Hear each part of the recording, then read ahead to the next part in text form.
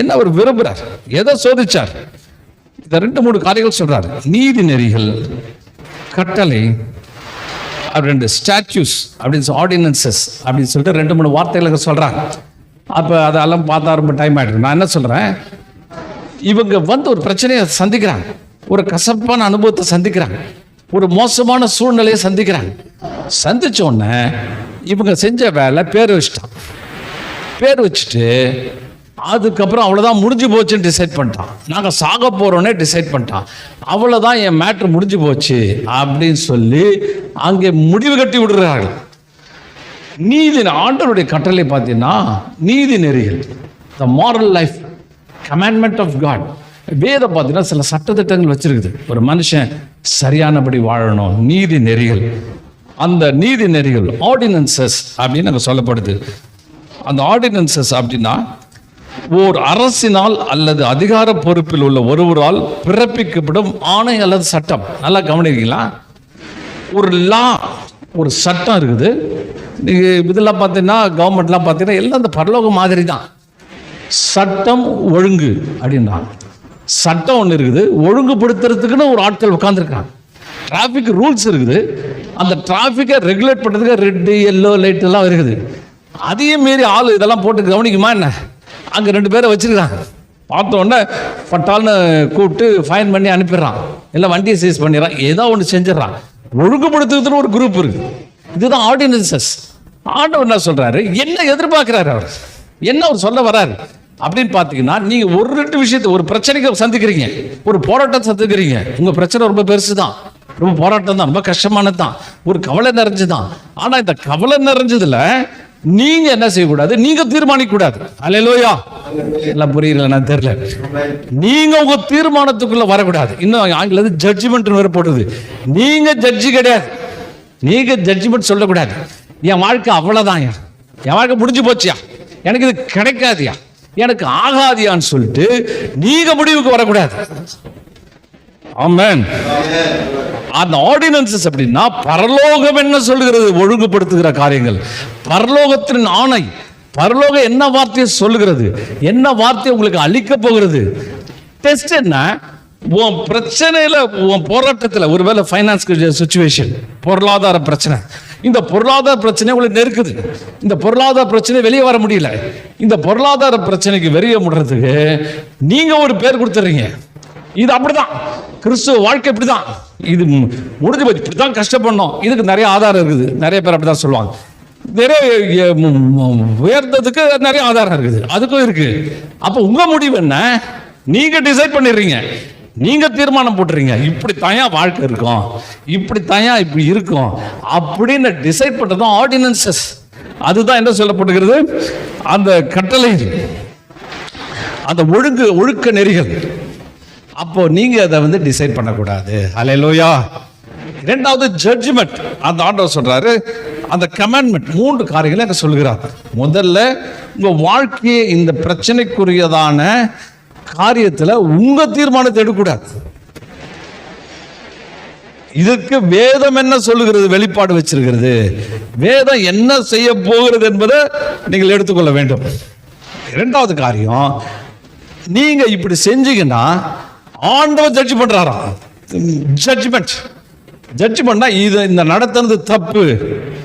ஆண்டவர், உங்களுக்கு 2 நீதி இருக்குது. உங்களுக்குன்னு ஒரு நீதி இருக்கு, ஒரு நியாயம் இருக்கிற காரியம் இருக்குது, பரலோகம் நியாயம் இருக்கிற காரியம் இருக்குது. நீங்க நீதி சரி பண்றீங்க பாருங்க. சில பேர் பார்த்தீங்கன்னா திருடுவான், திருடுறது சரின்னுவான். அது எனக்கு தப்பு, எனக்கு பற்றாக்குறை இருக்குது, இருக்க திருடுறேன், இது ஒரு நீதி.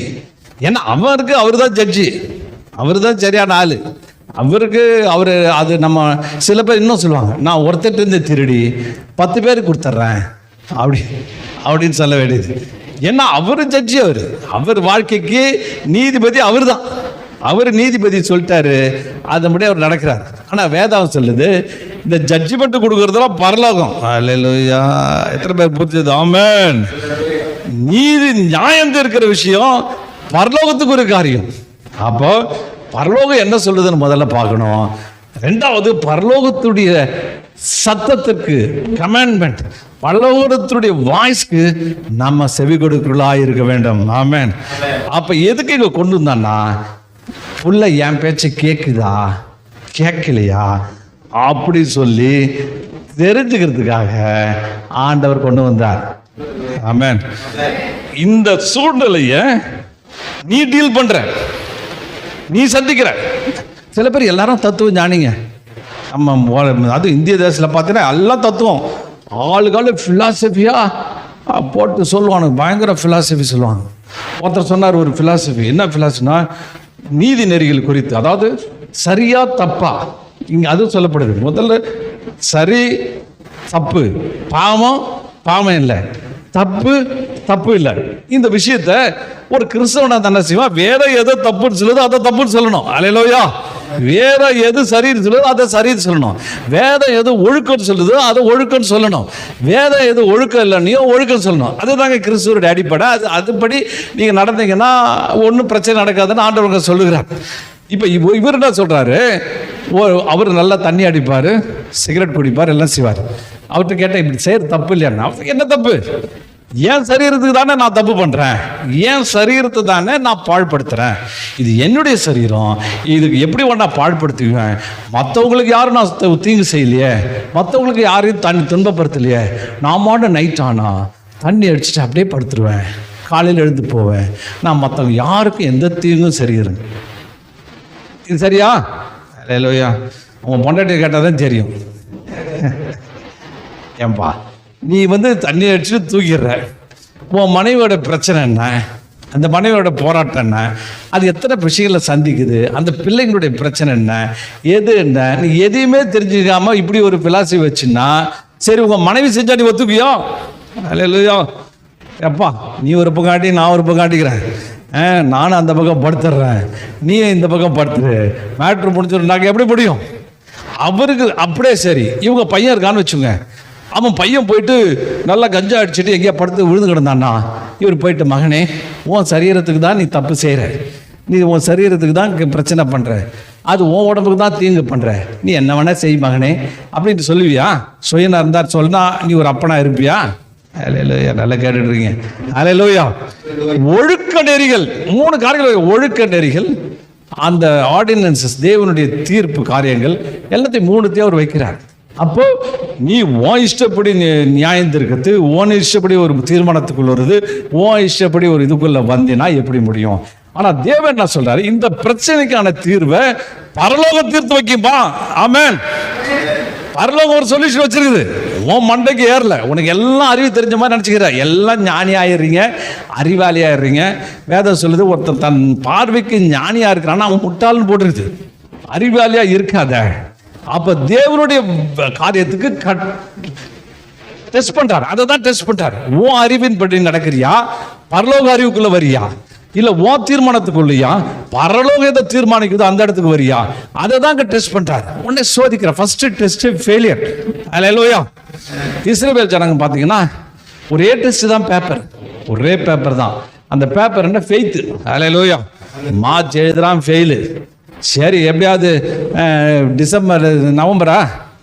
நவம்பர் எழுதி பாஸ் பண்ணான்னு பார்த்தா அங்கேயும் ஃபெயிலு. இப்படியே ஃபெயில் ஆகி 40 வருஷம் ஃபெயிலு. அல்லேலூயா. ஏங்க நான் ஸ்கூலில் எத்தனை வருஷம் ஃபெயில் ஆனால் வரலையும் வச்சுருப்பீங்க? 8ஆவதுல ஃபெயிலுங்க, செகண்ட் இயர் 8ஆவது, மறுபடியும் ஃபெயிலு, தேர்ட் இயர் 8ஆவது, மறுபடியும் ஃபெயிலு, ஃபோர்த் இயர் 8ஆவது வச்சுருப்பாங்களா? தோத்துருவாங்க. எப்பா நீ போயிட்டு வாடாப்பா அப்படின்வாங்க. நம்ம ஆண்டவர் 40 வருஷங்க,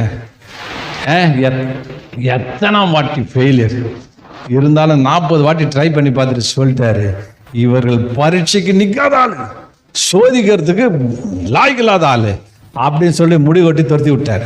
போடா நீ இங்கே இருறா, வனாந்திரத்தில் இருறா, அதுக்கப்புறம் நான் பார்த்துக்கிறேன், நான் பிள்ளைங்களாவது கூப்பிட்டு போயிடுறேன் அப்படின்னு சொல்கிறார். அப்போ நீங்கள் டெஸ்ட்டில் பாஸ் பண்ணோம், சும்மா கொடுத்துட மாட்டார் கானான் தேசத்தை. ஆமென். கானான் சர்ப்ளஸை, ஒரு அற்புதமான சந்தோஷத்தை, சமாதானத்தை, எக்ஸ்ட்ரீம் ஜாயை சும்மா கொடுத்துட மாட்டார். இந்த டெஸ்டெல்லாம் நீங்கள் பாஸ் பண்ண தேவன் உங்களுக்கு உதவி செய்தார். அப்போ அவங்க செஞ்ச முதல் தப்பு என்ன? இவங்களாகவே ஒரு முடிவுக்கு வந்துட்டாங்க. 2வது, இந்த மர்மரிங் குறித்து நான் கொஞ்சம் பார்க்கும்படி விரும்புகிறேங்க. பாருங்க. அப்பொழுது மக்கள் மோசேக்கு விரோதமாய் முறுமுறுத்து எண்ணத்தை குடிப்போம் என்றார்கள். அல்லேலூயா. ஒரு ப்ராப்ளத்தை வனாந்தரத்தில் ஒரு பிரச்சனை ரைஸ் ஆகுது, உங்கள் வாழ்க்கையில் ஒரு பிரச்சனை ரைஸ் ஆகுது, ஒரு கசப்பு. இந்த கசப்பான பிரச்சனைக்கு வந்தோடனே முறுமுறுக்கிறார்கள். இதை நல்லா கவனிங்க. முறுமுறுக்கிறது அப்படின்னா என்ன? மர்மர் பண்ணுறது, மொனன்னு பேசிட்டு இருக்குது, நெகட்டிவாக பேசுறது, எரிச்சலோட பத்து. அதாவது சில இடங்களில் போட்டுருக்குது சீற்றத்துடன் முணுமுணுத்தல், எரிச்சல்ல கத்துறது, எரிச்சல்ல இது பண்ணுறது.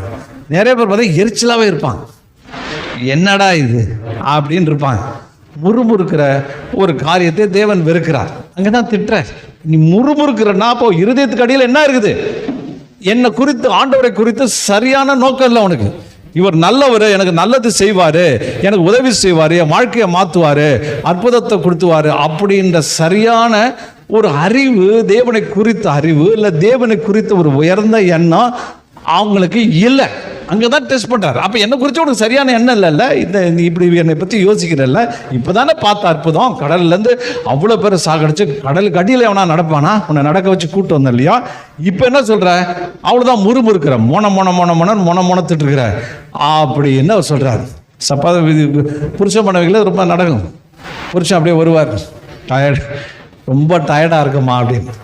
மனைவி கொஞ்சம் முணுமுணுத்துட்டே போவாங்க. ஆமாம், என்ன வெட்டி கிழிச்ச, உனக்கு இவ்வளோ டயர்டு, என்ன சாதிச்ச, எப்போது இல்லைம்மா போன காரியம் சக்ஸஸ் ஆகலைன்னு அது கூட முணுமுணுத்துட்டே போவாங்க. என்னைக்கு தான் நீ என்னைக்கு தான் சரியாக கொண்டு வந்த, நீ கையை வச்சா எதுவுமே உருவிட மாட்டேது, இதான் தெரியுமே, கல்யாணம் ஆனதுலேருந்து இதுதானே கேட்டிருக்கேன், கேட்டு கேட்டு பொழிச்சு போச்சு அப்படின்வாங்க. ஏம்மா என்னம்மா முணர்றானு, இல்லைம்மா இல்லைங்க உங்களுக்கு டயர்டாக இருக்கீங்களா, காஃபி வேணுமா டீ வேணுமான்னு கேட்டேன். அப்போ ஒரு ஃபில்டர் காஃபி எடுத்துருவானு ஒன்று கொடுத்துட்டே போகிறது. எங்கே இது இருவரு பண்ணதுக்கு ஃபில்டர் காஃபி வேறு அப்படின்னு போட்டு கொடுத்துட்டே இருப்பாங்க. அப்போ என்னென்னா அந்த மர்மர் பண்ணுறது, முணுமுணுக்கிறது. ஒரு வேளை புருஷன் இருக்கிறது சொல்கிறதுக்கு ஒரு வேளை நியாயம் இருக்கலாம். புருஷன் சரி கொஞ்சம் ஓப்லெஸ் புருஷனாக இருக்கலாம், சரியானபடி குடும்பத்தை நடத்தாமல் இருக்கலாம், சில பலவீனங்கள் அவருக்கு இருக்கலாம், அது முறுமுறுத்தில் கொஞ்சம் நியாயமாக கூட இருக்கலாம். ஆனால் ஆண்டவரை முறுகிறது என்ன நியாயம் இருக்குது? அல்லேலூயா. ஆண்டவரை நீங்கள் முறுமுறுத்து என்னடா இப்படி ஒரு இது கொடுத்துட்டாரு, மற்றவெல்லாம் நல்லா இருக்கான், எனக்கு மட்டும் ஏன் இப்படி இருக்குது, என்னை எப்போ பார்த்தாலும் அழ வைக்கிறதுக்கு தான் அவருக்கு ஆசை, என்னை இப்படி பண்ணுறதுக்கு தான் ஆசை அப்படின்னு சொல்லி முறுமுறுத்துக்கிட்டு இருந்தீங்கன்னா ஆண்டவர் எப்படி மகிமைப்படுவார்? சோதிக்கிறார். நீ முறுமுறுக்கிறியா இல்லது இந்த பிரச்சனையை மாற்றக்கூடிய ஒரு விஷயத்துக்கு வரியா என்பதை அவர் சோதித்தருகிறார். சோதனை டெஸ்ட் பண்றார். என் கட்டளைகளை கை கொள்ளுவாயோ கை கொள்ள மாட்டாயோ, எப்பா நான் ஒரு சொல்யூஷன் வச்சிருக்கேன்ப்பா, கையில் வச்சு ரெடியாக வச்சிருக்கிறேன், இந்த பிரச்சனை இப்படி செஞ்சா உனக்கு இது நல்லது கிடைக்கும், இப்படி செஞ்சால் உனக்கு நான் விடுதலை கிடைக்கும் அப்படின்னு சொல்லி அவர் ஒரு சொல்யூஷனை வச்சிருக்கிறேன் அப்படின்னு அவர் சொல்றார். நீ என்ன பண்ற, நீ சொல்யூஷனே கிடையாதுன்ற முடிவுக்கு வந்துட்டா அவரால் என்ன பண்ண முடியும்? ஆமென். நீ சொல்லுங்க, உங்க பிரச்சனைக்கு தேவன் உதவி செய்ய போகிறார். எப்பேற்பட்ட பிரச்சனை இருந்தாலும் அவரால் உதவி செய்ய முடியும். ஆமென். அவரால் தீர்க்க முடியாத பிரச்சனை இந்த உலகத்தில் ஒன்றுமே இல்லை. ஒரு பாஸ்டர் நல்ல ஒரு சாட்சி சொன்னார். பழைய காரியத்தை நான் கேட்டிருந்தேன். அவர் சர்ச்சை கட்ட முடியாமல் பாதியில் நின்றுடுச்சான், ஏகப்பட்ட கடன் வேற. அப்போ ஒரு ஜோம் பண்ணிருந்தாராம், நைட்டெல்லாம் ஜோம் பண்ணாராம். ஜோம் பண்ணும்போது ஆண்டவர் பேசினாராம், நீ போயிட்டு மேனேஜரை பாரு, மேனேஜரை பார்த்து அவர்கிட்ட போய் சொல்லு, இதே மாதிரி பரலோகத்துக்கு போனால் நீ யாரை முதல்ல பார்ப்ப அப்படின்னு போய் சொல்லு அப்படின்னாராம்.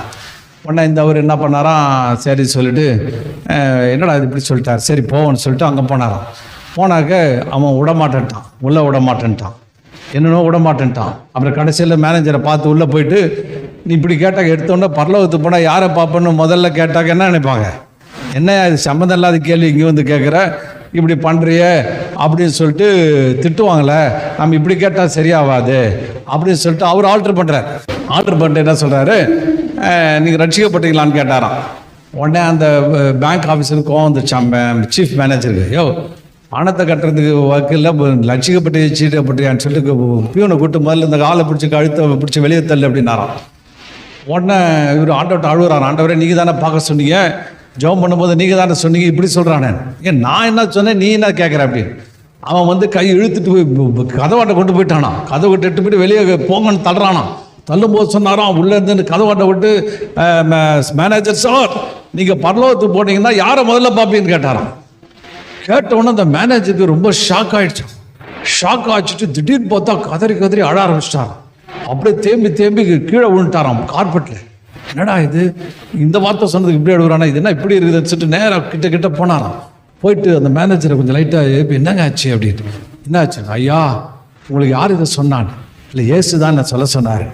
இல்லை எங்கள் அம்மா நல்ல ஒரு கிறிஸ்டின்னு, அவங்க ஒவ்வொரு நாளும் சர்ச்சுக்கு போகிறதுக்கு என்னை ரொம்ப கம்பல் பண்ணுவாங்க, சொல்லுவாங்க. நான் கேட்கவே மாட்டேன், என் இஷ்டத்துக்கு சுற்றிட்டு இருப்பேன். அவங்க ஒரு நாள் எங்கள் அம்மாவை ரொம்ப நேசித்தேன், எனக்கு அப்பா இல்லை.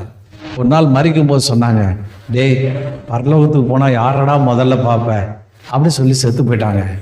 நீங்கள் சொன்ன உடனே என் மனசெல்லாம் உடஞ்சிடுச்சு, அழுதுட்டு இருக்கிறேன், என்னால் முடியல. அதே வார்த்தையை நீங்கள் சொல்கிறீங்க, எனக்கு அம்மா ஞாபகம் வந்துடுச்சு அப்படின்னா தேம்பி குழந்த மாதிரி அழ ஆரம்பிச்சிட்டாராம்.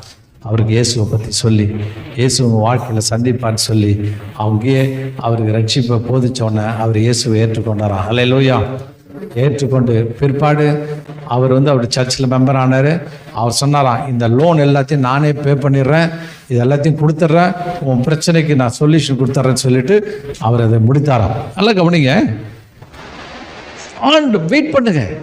இந்த வசனம் மறுபடியும் வாசிக்கும்படி நான் விரும்புகிறேன். நீ உன் தேவனாகிய கர்த்தருடைய சத்தத்தை கவனமாய் கேட்டு உன் மனசுக்குள்ள ஒரு மாம்சம் பேசும், முடியாது, ஆவாது, நடக்காது, போவாதுன்னு சொல்லும். ஆனா யாருடைய சத்தத்தை கேட்குறீங்க? கவனமா கொஞ்சம் உட்காருங்க. இயேசு உங்கள்கிட்ட பேசுவார். உன் பிரச்சனைக்கான விடுதலையை தருவார், உன் சூழ்நிலைக்கான விடுதலையை தருவார். ஏன் சர்ச்சுக்கு கூப்பிடுறோம்? இங்கே என்னங்கன்னா விக்கிரகமா வச்சிருக்கோம், உழுந்து கும்பிட்றதுக்கு, அது பண்ணுறதுக்கு, உருள்றதுக்கு, பெறறதுக்கு, தேங்காய் உடைக்கிறதுக்கு, அப்படி கிடையாது. வேத வசனம் எல்லாம் வார்த்தைகள் அடங்கியது. வார்த்தைகளை கவனமாக கவனிக்க வேண்டும். அந்த கவனமான வார்த்தைகளை நீங்க உள்ள வரும் பொழுது ஒரு விடுதலை உண்டாகும், ஒரு சுகம் உண்டாகும், ஒரு பலன் உண்டாகும். உங்க வாழ்க்கைக்கான தீர்வை அது கொண்டு வந்து விடும். அதனால தான் சொல்றாரு, கவனமா பிரச்சனைக்கான சொல்யூஷன் கவனமா. ஏதோ கேட்கிறோம், ஏதோ வந்தோம், ஏதோ கேட்டோம், ஒரு பேசிட்டோம், அப்படி நீங்க கேட்கக்கூடாது. கவனமா கேட்கணும், கேர்ஃபுல்லா கேட்கணும், என்ன சொல்ல வராங்கன்றதை கேட்கணும். அப்படி கேட்டு அவருடைய பார்வை கேட்டது மாத்திரம் இல்ல, அதன்படி செய்ய நீங்க ஒப்பு கொடுப்பீர்களானால் என்ன செய்வாரு? ரெண்டாவது, அவருடைய கட்டளைகளை கவனித்து அவர் என்னென்னலாம் கட்டளை சொல்றார், இதெல்லாம் செய்யக்கூடாது, செய்ய அப்படின்னு கேட்டு யாவையும் கை கொண்டால், 10 கை கொண்டுட்டு இது 5 கை கொண்டு 5 காத்துல விடக்கூடாது. எல்லாத்தையும் 100% கேட்டு நடந்துட்டீங்கன்னா உங்க வாழ்க்கை செழிப்பா மாறுங்க. அல்லேலூயா. உங்க வாழ்க்கை அற்புதமா மாறும், ஆச்சரியமா மாறும். இது வேதத்தினுடைய உண்மை, இது சத்தியம். இதுக்கு தலைவிதிக்கோ, இதுக்கு சாஸ்திரத்துக்கோ, சம்பிரதாயத்துக்கோ, எதுக்கோ அதுவோ எதுவும் கிடையாது. நிறைய பேர் கேட்டாக்க அந்த லக்கணத்தில் இது இருக்குது, இந்த லக்கணத்தில் இது வந்து கிரகம் இங்கே சுற்றுது. எந்த கிரகம் அங்கங்கே சுற்றிட்டு இருக்குது, உங்களுக்குன்னு ஒரு கிரகமாக இருக்குது, அதெல்லாம் கிடையாது. Bible makes it simple. Amen. கேட்டு நடந்தீங்கன்னா, அவங்க கேட்டு நடந்தாங்க, பெரிய தேசத்தை அவர்களுக்கு கொடுத்தார். ஏகப்பட்ட ஆயிரக்கணக்கான லட்சக்கணக்கான சாட்சிகள் இதற்கு உண்டு. வேதத்தை எடுத்து படிங்க. வேதம் என்ன கேட்குதுன்னு கவனமாக கேளுங்க.